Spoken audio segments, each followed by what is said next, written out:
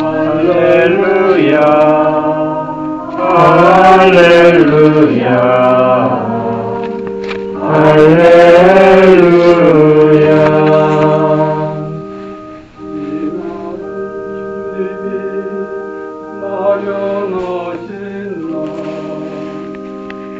나를 기뻐하며 즐거워하세. 할렐루야 할렐루야 할렐루야. 주님께서 여러분과 함께 또한 사대 영과 함께 마르코가 전한 거룩한 복음입니다. 주님 영광을 받으소서. 예수님께서는 주간 첫날 새벽에 부활하신 뒤 마리아 막달레나에게 처음으로 나타나셨다. 그는 예수님께서 7 마귀를 쫓아주신 여자였다. 그 여자는 예수님과 함께 지냈던 이들이 슬퍼하며 울고 있는 곳으로 가서 그들에게 이 소식을 전하였다. 그러나 그들은 예수님께서 살아계시며 그 여자에게 나타나셨다는 말을 듣고도 믿지 않았다. 그 뒤 그들 가운데 2 사람이 걸어서 시골로 가고 있을 때 예수님께서 다른 모습으로 그들에게 나타나셨다. 그래서 그들이 돌아가 다른 제자들에게 알렸지만 제자들은 그들의 말도 믿지 않았다. 마침내 11 제자가 식탁에 앉아 있을 때에 예수님께서 나타나셨다. 그리고 그들의 불신과 완고한 마음을 꾸짖으셨다. 되살아난 당신을 본 이들의 말을 그들이 믿지 않았기 때문이다. 예수님께서는 이어서 그들에게 이르셨다. 너희는 온 세상에 가서 모든 피조물에게 복음을 선포하여라. 주님의 말씀입니다. 그리스도님 찬미합니다. 찬미 예수님. 찬미 예수님. 오늘 복음 말씀은 마르코 복음서 저자가 여러 가지 예수님의 부활 보도 자료들을 한데 모아놓은 것입니다. 마르코 복음서 저자가 다른 복음서에서는 길게 서술되어 있는 부활 보도 자료들을 이토록 간결하게 모아놓은 이유는 각각의 자료들의 내용보다 예수님의 부활을 믿지 않았던 제자들의 불신앙을 더 중요하게 생각했기 때문입니다. 오늘 복음 이외에도 이미 마르코 복음서 저자는 여러 부분에서 제자들의 인간적으로 부족한 모습을 그대로 기록해 놓았습니다. 반면에 마르코 복음서를 가장 많이 참고한 마테오 복음서의 저자는 제자들의 그런 부족한 모습들을 기록하지 않았습니다. 또 마르코 복음서의 저자는 자신의 복음서에 예수님의 어린 시절 이야기를 단 하나도 넣지 않았습니다. 예수님께서 메시아이심을 선포하는 데에 그다지 중요하지 않다고 생각했기 때문입니다. 그렇다면 마르코 복음서 저자가 오늘 복음에서 굳이 제자들의 불신앙을 기록한 이유가 무엇일까? 제가 아까 강의 때도 계속 얘기했지만 왜 그랬을까? 왜? 이것을 여러분도 생각해 봐야 되겠고 저도 지금 같이 생각해 보자는 거죠. 여러 가지 이유가 있을 수 있겠는데 저는 이런 답을 생각해 보았습니다. 예수님의 부활에 대한 믿음을 가지는 것이 그만큼 어렵다는 것을 그리스도교 공동체에 알려주기 위한 것이 아니었을까. 제자들도 못 믿었다는 거예요. 제자들도. 3년 내내 따라다닌 그 사람들도 못 믿었는데 우리는 지금 2000년 지나가지고 3년은 고사하고 뭐 본 적이 없잖아요. 들은 적도 없고. 그런데 그것을 어떻게 믿을 수 있느냐. 일단 어렵다는 거예요. 인간적으로는. 11명의 제자들은 예수님께서 죽은 사람을 살리시는 것도 직접 여러 번 보았습니다. 또 스승님의 순환과 죽음과 부활에 대한 이야기도 미리 예수님께로부터 3번씩이나 대단히 상세하게 들었습니다. 그럼에도 불구하고 스승 예수님께서 부활하셨다는 사실을 믿지 않았습니다. 어떻게 보면 제자들이 추구했던 신앙은 순환과 죽음과 부활의 신앙이 아니라 예수님께서 살아계실 때 보여주셨던 권위와 기적과 영광의 신앙이었기 때문에 그렇지 않았을까. 예수님은 제자들한테 3번에 걸쳐서 당신의 순환, 죽음, 부활을 명확하게 말했는데 제자들이 3년 내내 예수님에게서 본 것은 제가 지금 말한 대로 어떤 권위와 그리고 기적과 영광. 완전히 본질적으로 차원이 다르죠. 예수님은 나는 순환 죽음 부활의 길을 간다고 했는데 제자들은 권위와 기적과 영광의 길을 추구하고 있지 않았는가.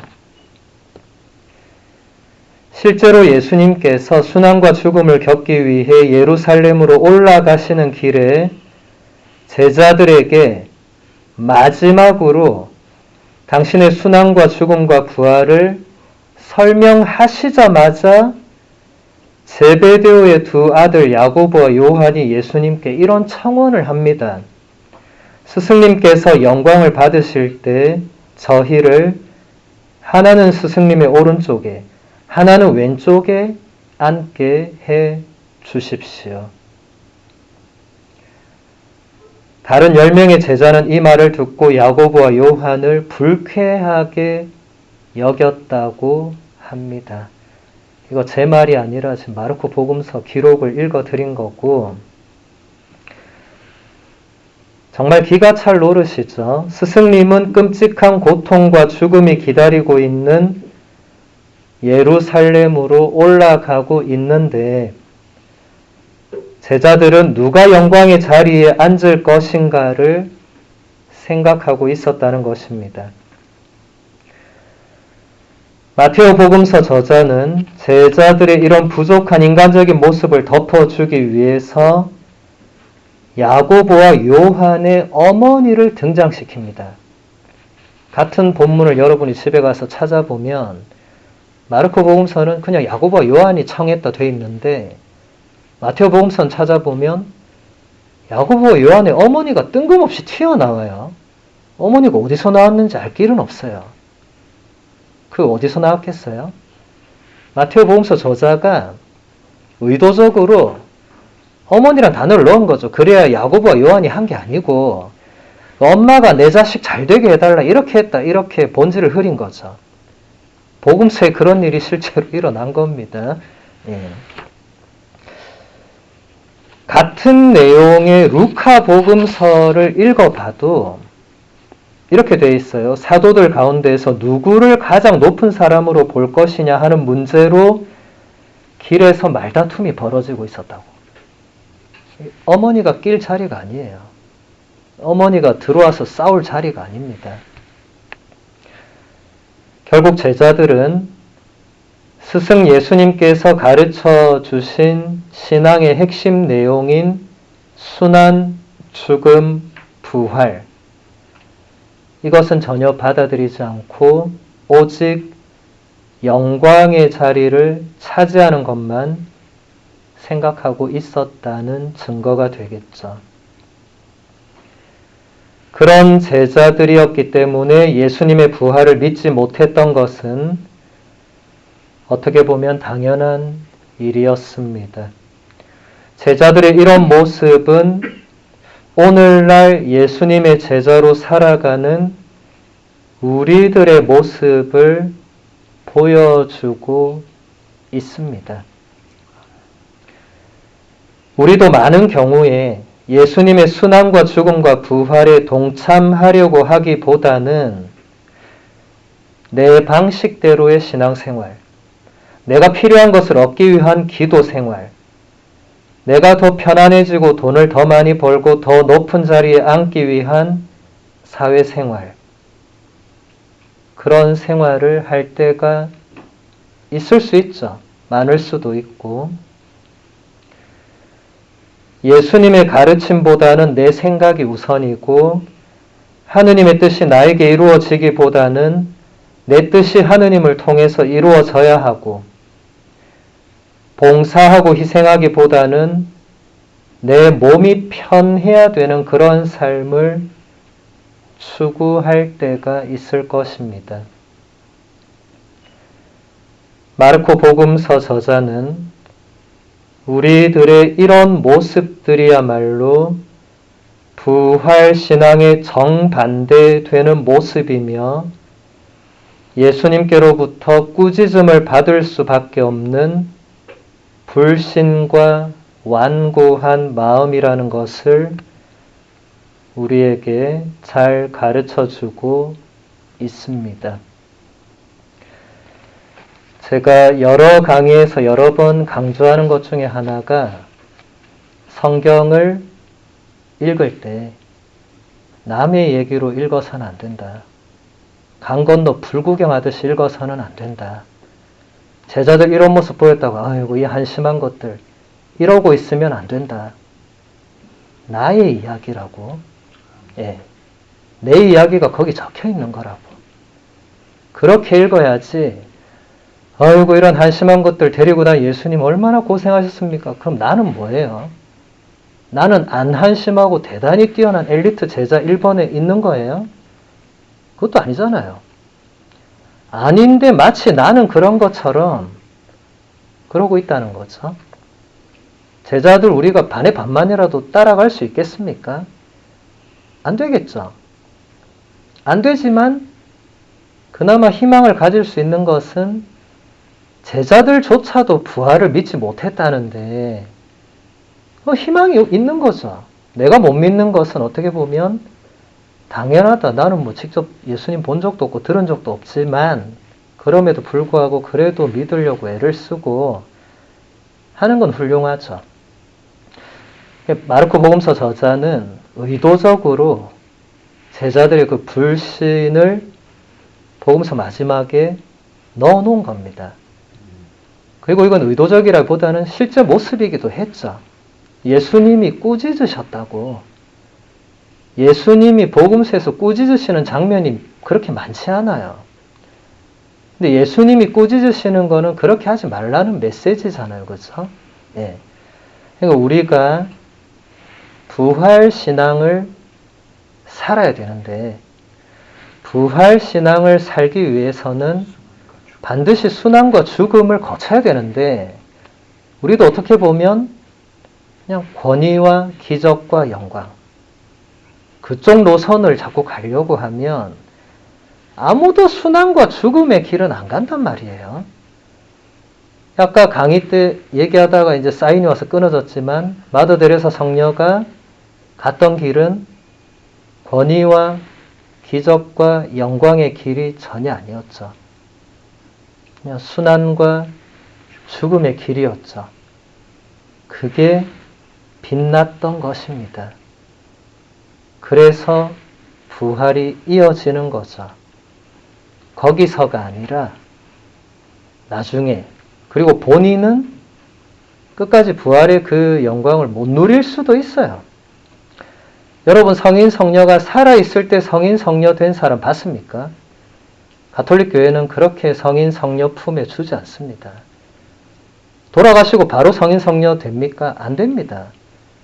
마더 데레사 성녀도 살아계실 때 성녀라 불렸지만 성인 품에 오르는데 꽤 오랜 시간이 걸렸죠. 마더 데레사 성인 품 오르는데 반대하는 사람 엄청 많았습니다. 근데 프란치스코 교황님이 지난 자비의 특별 희년에 하느님의 자비에 대해서 말씀하시면서 마더 데레사 성녀의 그 인간적인 부족한 부분을 하느님께서 자비로 덮어주실 거라고 굉장히 감동적인 강론을 하시면서 성인 품에 올리셨죠. 성인 성녀들도 이처럼 부족함이 많이 있었습니다. 그냥 도덕적으로 흠없고 완전 무결해서 성인이 되고 성녀가 된다. 아니에요.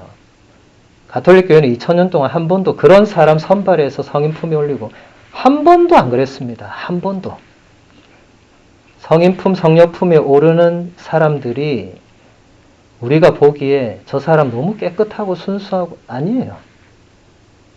어쩔 때는 우리보다 인간적으로 더 부족하고 어쩔 때는 아니 어떻게 저런 분이 성인이 됐나 하는 분도 있습니다.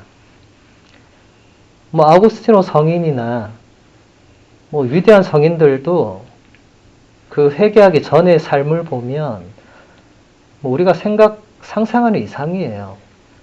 근데 그런 게 본질적인 게 아니기 때문에 제자들도 인간적으로 보면 뛰어난 사람이 아무도 없었어요. 아무리 눈을 씻고 찾아봐도 12명 중에 뛰어난 사람이 없었어요. 어떻게 이런 애를 데리고 다녔나 싶은 생각만 들어요. 근데 지금 다 성인들이 되셨고 다 순교하셨고 순환 죽음 부활을 그대로 따라갔죠. 이렇게 인간적으로는 부족했지만 우리들도 인간적으로 여기서 안 부족한 사람이 있다면 그거는 본인의 착각이거나 우리 프란치스코 교황님이 맨날 뭐라고 합니까? 저는 죄인 중에 죄인이라고. 그래서 저를 위해 기도 좀 해달라고. 사람들이 막 웃어요. 그러니까 교황님이 농담하신다고 생각해요. 기자가 물었어요. 교황님 왜 그 농담을 자꾸 하십니까? 하니까 교황님이 내가 이걸 농담이라 생각하면 왜 자꾸 하겠냐. 한 번 하고 안 하겠지. 내 진심이니까 계속 그렇게 하는 거라고. 예. 교황님도 우리가 보기에 저분이 무슨 죄를 짓겠어요. 근데 교황님도 자신의 부족함을 알고 인정하고 고백하고 우리의 기도를 청하고 우리도 그렇게 하면 되는 거겠죠. 자신의 부족함을 실망할 필요는 없습니다. 하느님께서는 구부러진 선으로도 뭔가 직선을 만들어낼 수 있고 그 엉망진창으로 살았던 아우구스티노 성인이나 몇몇 성인들도 그 사람 써서 위대한 일을 하시는 분이에요. 우리가 뭐 능력을 보나 뭘로 보나 뭐 있겠어요. 저도 마찬가지입니다. 뭐 없어요. 우리는 뭐 없는데 뭐가 없으니까 하느님께 그냥 다 맡기고 의탁하는 거죠. 그게 마음이 가난한 사람들인 거죠. 예수님은 그런 사람이 복되다고 하셨죠. 그래서 우리가 추구해야 되는 길은 바로 그런 길이다. 그래서 이 부활 시기에 우리가 예수님의 부활을 선포해야 되는데 어떻게 선포해요? 옆집 사람한테 가서 예수님 부활했다 말하면 선포 다 된 거예요? 아니죠.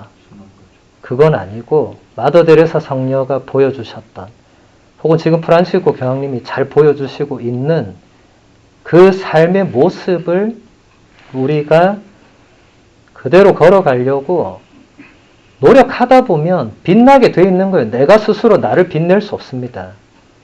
근데 다른 사람이 거기서 나오는 빛을 보는 거예요.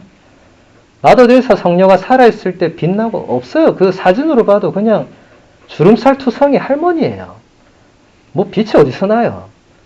근데 그분이 사셨던 그 모습에서 빛나는 거예요. 그 빛을 보고 사람들이 모여들고 지금도 캘커타에는 전 세계에서 수만 명의 사람이 모여드는 곳입니다. 그 빛을 보기 위해서. 그 빛을 나도 살고 싶어서. 우리도 굳이 캘커타 안 가도 됩니다.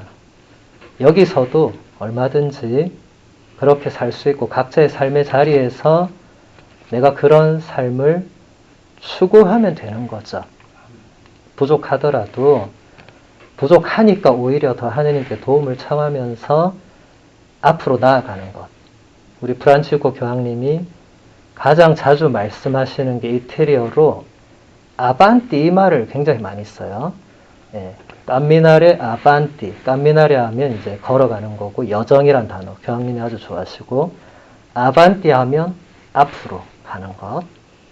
아무리 중간에 내가 넘어지고 내가 뭐 멈추고 싶은 유혹이 들고 옆으로 새고 싶은 마음이 들고 옆 사람 보니까 저래 편안하게 사는데 나는 왜 신앙생활 한답시고 이렇게 살아야 되나 이런 생각이 들더라도 앞으로 가라 라는 거죠. 안 그러면 자꾸 뒤로 갈 수밖에 없는 우리들이기 때문에 그렇습니다.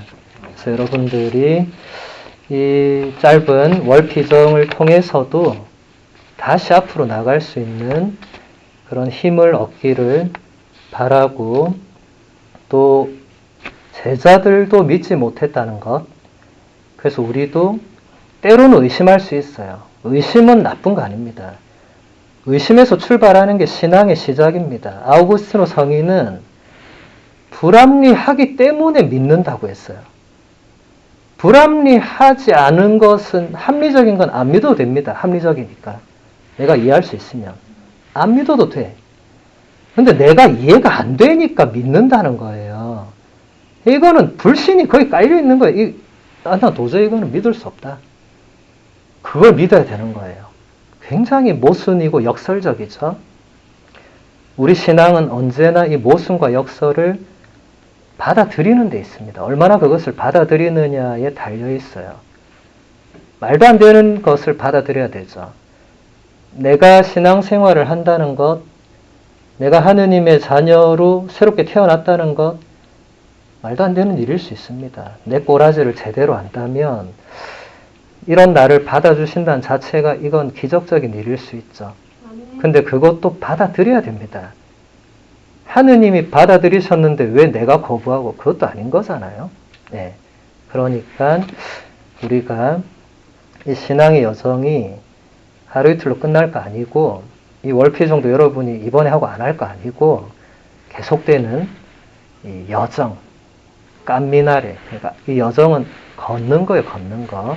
계속 걸어가면서 앞을 향해서 나아가시면서 그 부족함들을 그게 걸림돌이 되지 않도록 부족하다고 해서 멈추고 부족하다 멈추면 언제 앞으로 가요? 부족한데 아무도 못 갑니다. 근데 성인 성녀들은 앞으로 계속 나아갔죠. 안 부족해서 아닙니다. 부족한 거 알지만 하느님께 맡기고 걸어가니까 이제 끝까지 간 거죠. 우리도 그렇게 앞으로 걸어가는 그런 신앙의 여정을 살아가시면 좋겠습니다. 네.